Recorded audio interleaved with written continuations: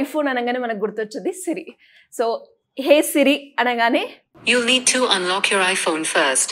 So ఇలా respond అవుతుంది, వెంటనే మనకు కావాల్సిన ఇన్ఫర్మేషన్ అయితే ఇస్తుంది.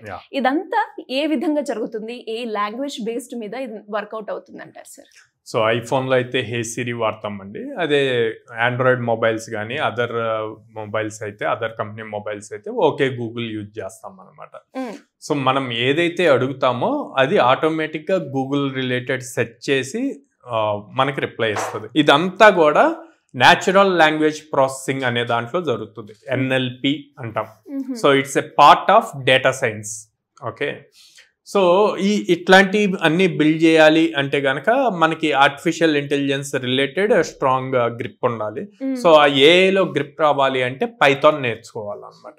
ఎందుకంటే Python is the basic programming language for AI.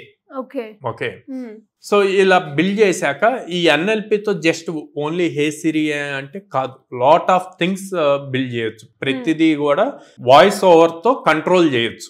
Okay,